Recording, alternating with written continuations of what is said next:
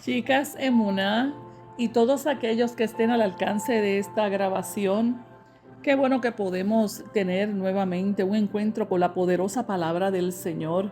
Estamos estudiando este hermoso libro de Ruth, que aunque cortito, tiene grandes enseñanzas para nuestras vidas. El tema que vamos a tratar en la clase de hoy se titula La vida te da sorpresa, como dice una canción popular por ahí. Y la base bíblica es solamente dos versículos. Ruth, capítulo 1, los versículos del 3 al 5. Y es que en estos dos versículos está contenido el mensaje que el Señor quiere traernos en esta tarde. La vida a veces se torna muy dura. Vemos el dolor y el sufrimiento que nos rodean y nos podemos preguntar, ¿cómo un Dios todopoderoso permite tanto sufrimiento? Esta es la interrogante de muchos. La historia de Horacio Spafford, un abogado cristiano norteamericano del siglo XIX, nos inspirará para ver las tragedias de la vida desde otra perspectiva.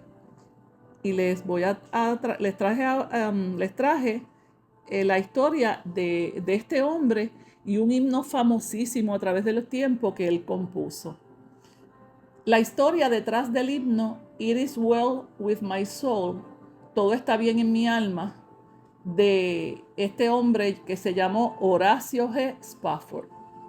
Este hermoso himno, que se conoce como en inglés como It is well with my soul, todo está bien en mi alma, fue compuesto por Philip Paul Bliss, pero la letra fue de Horacio G. Spafford. La vida puede ser impredecible, pues trae alegrías y tristezas, hermosas bendiciones y tiempos de dificultad extrema.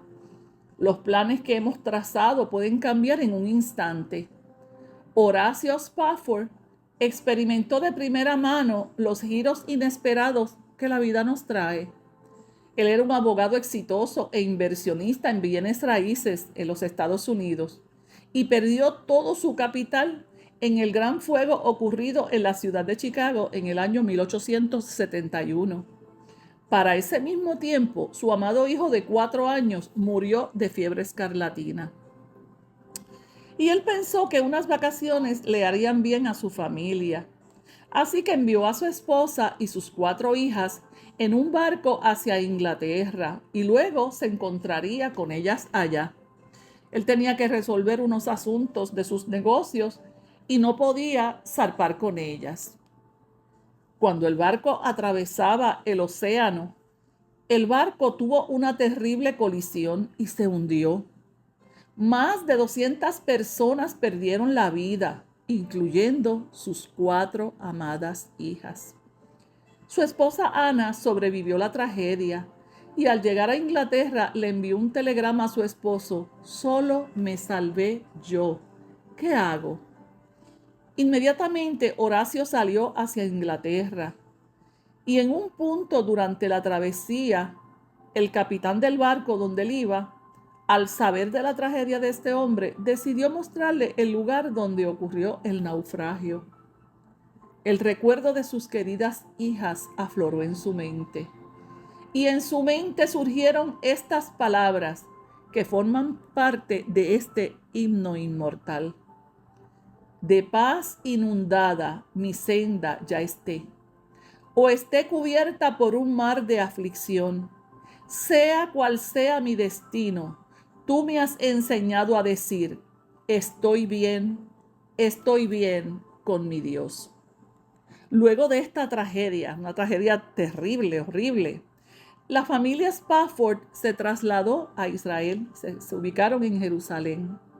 Y allí comenzaron a trabajar con niños huérfanos judíos y palestinos.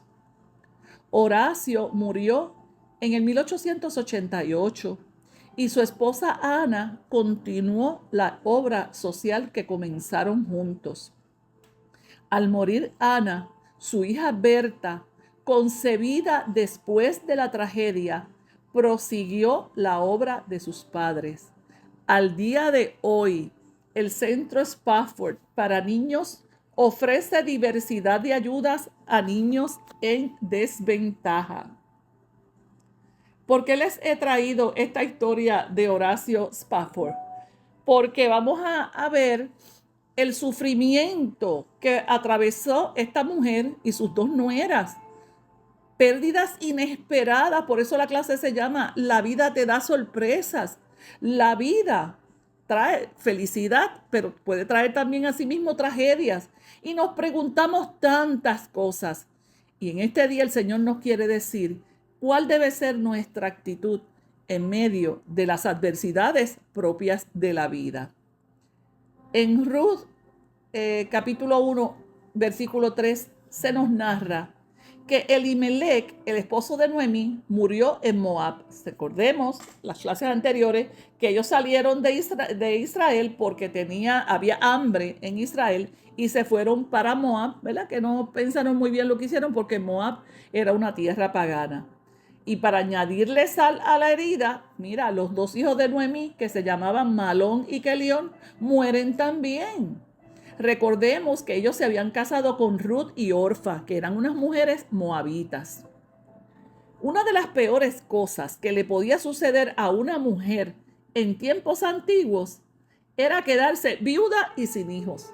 Y esta era la situación de estas tres mujeres, porque Noemí se quedó sin esposo y se quedó sin hijos, y estas dos mujeres jóvenes se quedaron sin esposos.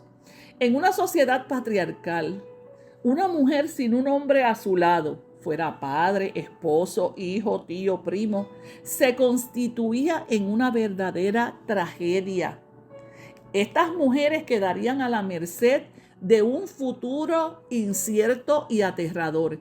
Y eso es lo que yo quiero traerte en este momento, que sientas ese terror, esa desesperanza que sentían estas mujeres y Noemí, que era una mujer en tierra extraña.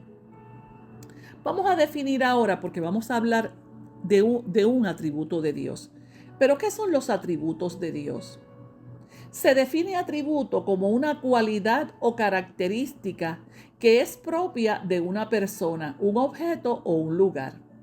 En el caso de Dios, son aquellos rasgos de su carácter, tal como se nos revelan en las Escrituras.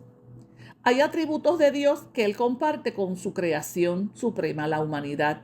Por ejemplo, el amor, la bondad, pues esos atributos no son propiamente exclusivos del Señor, sino que los comparte con su creación.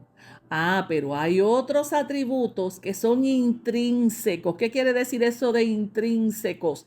Que son propios o característicos de ese ser. Por ejemplo, Dios es amor. Él no tiene amor, Él es amor, Él es la esencia del amor. Dios es misericordioso, Él no tiene misericordia, Él es la esencia de la misericordia. Él es justicia, Él es eterno, Él es todopoderoso, omnipotente. Él es omnipresente, que está en todo lugar. Él es omnisciente, que todo lo sabe. Él es inmutable, que no cambia. Esos son algunos de los atributos de Dios. Y hay más. Pero en este momento me voy a referir al atributo de Dios, misericordia. Hay dos palabras en hebreo para misericordia. Una es esed, que significa bondad, clemencia. Pero la otra palabra en hebreo que también significa misericordia me resultó bien interesante, porque es la palabra rahem. Esta palabra originalmente, óyete esto, significa matriz. ¿Cómo que matriz? Y es que cuando en la Biblia, en el Antiguo Testamento que fue escrito en hebreo, se utiliza la palabra rahem, es usada como misericordia, pero escúchate bien esto. Rahem es lo que siente Dios por nosotros, así como una madre siente por su hijo. Mira la comparación. Rahem es eso que sentimos las madres, que es algo totalmente exclusivo de nosotras las madres. Un padre puede amar a su hijo y hay padres excelentes, pero lo que siente una madre por un hijo es algo que no se puede explicar con palabras. al punto de que una madre da la vida por su hijo. Eso es rajem. Pues nuestro Dios, en su rajem, en su misericordia, hizo provisión para las viudas, para los huérfanos, para los pobres y los extranjeros que habitaban en Israel, porque Dios es rajem, es misericordioso, así como la madre ama a sus hijos. Mira, por ejemplo, en Éxodo 22, Él les advirtió al pueblo a no afligir al huérfano, a la viuda, al pobre y al extranjero. En Deuteronomio 10:18, Dios es descrito como el que hace justicia al huérfano y a la viuda. Y eso lo vemos mucho en la Biblia. En Deuteronomio 24 del 19 al 21 se ordena dejar gavillas, olivos y uvas en el piso para que el huérfano y la viuda los recojan. Y eso lo vamos a ver más adelante, esa práctica en la historia de Ruth. Parte del diezmo que se recogía en el tabernáculo era para las viudas, los huérfanos y los extranjeros, según Deuteronomio 26:12. Dios, y repito, en su rajen estableció un sistema de bienestar social para este sector de la sociedad. Pero me preguntaba yo cuando hacía esta clase, ¿por qué entonces las viudas y los huérfanos en Israel vivían en tal estado de precariedad?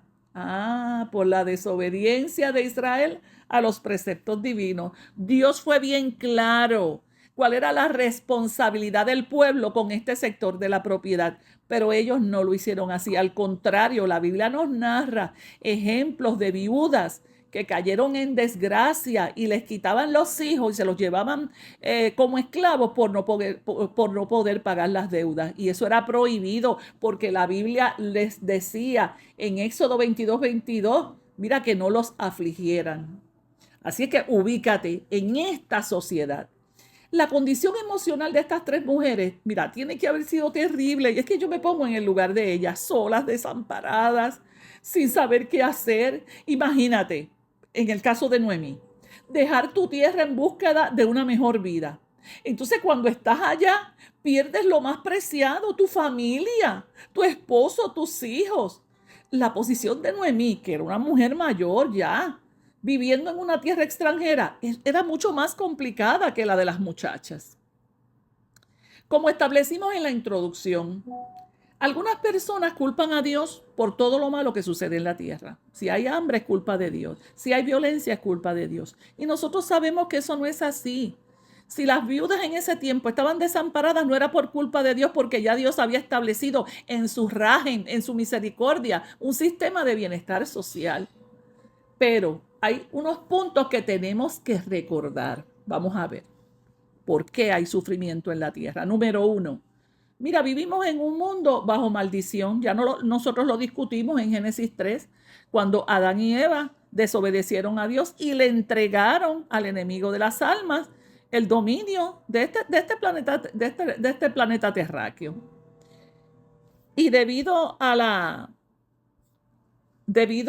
caída, como dijimos, debido a la caída de Adán y Eva, pues todo se trastocó. Y por eso es que el mundo opera bajo maldición. Todo lo que sucede en el mundo es por causa de ese suceso. Y nadie está exento de tragedias y pesares, ni los cristianos ni los no cristianos. Eso es algo que tenemos que saber, que tenemos que internalizar. Mientras estemos en este mundo, mira, estaremos susceptibles a atravesar situaciones difíciles, como esta que estaba pasando esta mujer ahora. Pero me parece escuchar la voz clara de mi Señor Jesucristo cuando dice, mira, en el mundo van a tener aflicción. Él nos los avisó, pero confíen, yo he vencido al mundo. Juan 16:3. ¿Qué quería él decir con eso? Yo vencí al mundo. Yo los voy a proteger en medio de la oscuridad, como dice el Salmo 23, que aunque andemos en valles de sombra de muerte, no temeremos mal alguno porque Él va a estar con nosotros. En segundo lugar, estamos hablando del sufrimiento en la tierra. A veces el dolor viene como consecuencia de nuestras propias decisiones. Mira si lo dice Proverbios 14:12. Hay caminos que al hombre le parece derecho, pero su fin es camino de muerte. Estamos sufriendo por las decisiones desacertadas que tomamos, tan sencillo como eso. En tercer lugar, pues lamentablemente a veces sufrimos por las decisiones de otros. Eso es una realidad. Somos inocentes y pagamos las decisiones. Puede ser de un esposo, de un padre, no sé, de cualquier persona que esté en nuestro círculo, ¿verdad?, de influencia. Y lamentablemente sufrimos por las decisiones de otros. En cuarto lugar, el primer responsable, escucha esto, el primer responsable del sufrimiento en el mundo es el enemigo de las almas, Satanás. La palabra establece que todo el mundo está bajo su poder. Lo dice primera de Juan 5:19. Sabemos que somos de Dios y que el mundo entero estaba bajo su poder. Cuando ahí se está refiriendo, porque él está hablando en el versículo anterior, del enemigo. Jesucristo en la cruz del Calvario nos dio la victoria, claro que sí.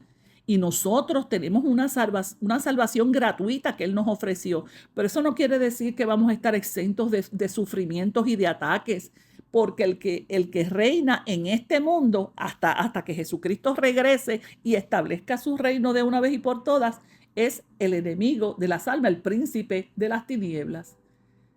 En quinto lugar, es una notita de esperanza.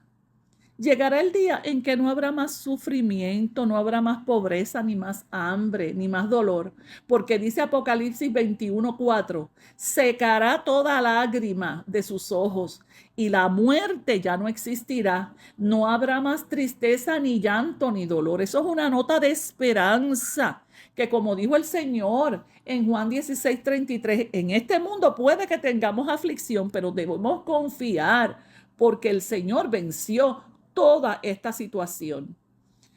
En sexto lugar, mira, Dios se compadece cuando sufrimos. Él no está por allá lejos, enajenado de nuestro dolor. Él te ve, Él me ve cuando atravesamos momentos difíciles. ¿Te acuerdas de Agar? En Génesis 16:13 al 14, cuando la echaron de casa de Abraham, y esta mujer que tuvo un hijo con Abraham, la botaron de la casa porque Sara se sentía amenazada por ella. Y en el desierto, ella vio como su hijo casi pierde la vida y se moría de sed. Y allí tuvo una experiencia maravillosa, una mujer que era egipcia, que no conocía al Dios verdadero. Pero en esa situación de aflicción lo conoció y vio un pozo y su hijo pudo tomar agua y se salvó. Y aquel pozo, ¿cómo le llamó? El viviente que me ve, porque ella dijo, tú eres Dios que me ve, que me ves a mí, que tú no estás ajeno a mis dolores, a mis desilusiones, a mis frustraciones. No, tú vas conmigo paso a paso en el camino de la tierra. El Salmo 103 dice, como el Padre se compadece de los hijos, se compadece Jehová de los que le temen. Él está pendiente de cada situación que nos afecta. En séptimo lugar, Dios no solo se compadece de nosotros cuando estamos sufriendo, Él nos acompaña, como te dije ahorita, en el valle de sombra de muerte. No temeré mal alguno porque tú estás conmigo. Salmo 23:4. Allí Él acompañó a Agar, una mujer pagana que no conocía al Dios verdadero, y allí Él se le reveló como el viviente que la veía ella y la consideraba un ser valioso, independientemente de que fuera judía o no. Bendito el nombre del Señor. De esta misma forma, Noemí, Ruth y Orfa, 3 mujeres agobiadas por el sufrimiento, la desesperanza y la frustración. Y el Señor nos dice en esta tarde, no están solas. Así como ellas no estuvieron solas y el plan de Dios se cumplió, y lo vamos a ver en el desdoblar de las próximas páginas de esta historia preciosa, porque esto es una historia de redención. Concluimos. Ciertamente, como dice la canción esa por ahí popular, la vida nos da sorpresas. Mientras transitamos en este camino llamado vida, estamos expuestos a pérdidas, a dolores físicos, dolores emocionales, desilusiones y frustraciones. Mira, somos humanos. Es natural que pueda surgir en nosotros la pregunta ¿por qué? No te sientas culpable si de momento dices ¿por qué? Lo importante es que no te quedes en la loseta del por qué, porque es imperativo que sepamos que el sufrimiento es parte de la caída de la humanidad. lo más importante al enfrentarnos al dolor no es preguntarnos por qué, sino más bien pedirle a Dios que nos brinde una perspectiva adecuada de la situación, que nos abra nuestro entendimiento. Señor, en este momento yo estoy atravesando esta situación y yo no la entiendo, no le veo sentido, pero como tú eres soberano, como tú eres un Dios que todo lo sabes, y ese es uno de tus atributos, yo me voy a someter a tu voluntad. Horacio Spafford, esta persona que comenzamos discutiendo su vida al principio de la clase, pues mira, experimentó pérdidas materiales y familiares fuertes. Es que yo no me quiero ni imaginar el dolor que sintió este hombre cuando perdió sus hijas, porque él perdió cosas materiales, pero lo más horrible, perdió su hijito, acuérdate, de fiebre escarlatina, y luego pierde sus 4 hijas en este naufragio. Horacio Spafford puso su mirada en Jesús. Y es que no hay otra manera de enfrentar el sufrimiento, no. Separados de Él no podemos hacer nada. Y a veces tenemos el síndrome Jonás, que cuando estamos en sufrimiento nos escondemos de Él, nos alejamos de Él. ¿Cómo somos los humanos raros? Cuando lo que debemos hacer es correr hacia Él. Entonces este hombre escribió este precioso himno que ha inspirado a miles y miles y miles de personas. Este himno que se llama It is well with my Lord. Todo está bien con el Señor. Y fíjate que luego de la tragedia se traslada a Jerusalén y comienza esa obra benéfica en favor de los niños. Horacio pudo haberse quedado en el pantano del sufrimiento, en el pantano del dolor, de la frustración y la amargura, pero no, él tomó una decisión. Él tomó una decisión, como dice el Salmo 84. Atravesando el valle de lágrimas, dice el Salmo 84, lo cambian en fuentes. Horacio Spafford cambió su valle de lágrimas en una fuente, en una fuente. Él comprendió muy bien, pues, que su tragedia era parte de la vida humana, pero que había algo que era mucho más amplio que su vida y que sus planes, y era que el macroplan de Dios. El sufrimiento de Horacio y su esposa lo condujo a insertar a tantos niños en necesidad a este plan infinito de Dios. Bendito el nombre del Señor. Y lo más maravilloso es que su hija, al día de hoy, en el siglo XXI, esta muchacha continúa haciéndolo con esa fundación que establecieron sus padres. Horacio dejó un legado para las nuevas generaciones. En Horacio y su familia se hace viva la palabra que se encuentra en Isaías 61 del 3 al 4, que dice: ellos fueron consolados de su luto, se les dio gloria en lugar de ceniza, y Dios les puso un manto de alegría en lugar del espíritu angustiado. Ellos fueron llamados árboles de justicia. Reedificaron ruinas antiguas, restauraron ciudades arruinadas, los escombros de muchas generaciones.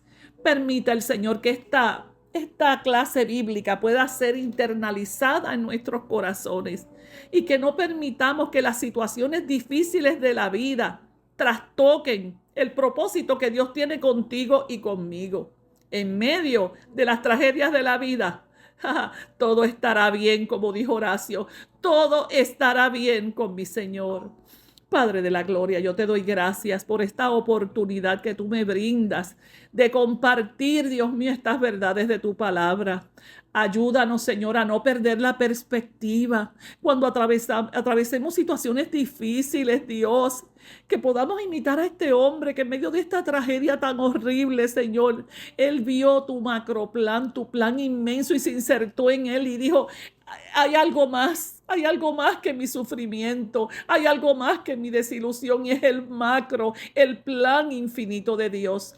Yo bendigo a cada oyente, a cada persona que escucha esta clase, y si hay alguna persona que está atravesando situaciones difíciles como este hombre y como Noemí y Ruth y Orfa, en el nombre de Jesús, que puedas recibir ese manto de alegría en lugar de un espíritu angustiado, que el óleo del gozo del Espíritu de Dios caiga y sea derramado sobre tu vida, en el nombre de Jesús de Nazaret.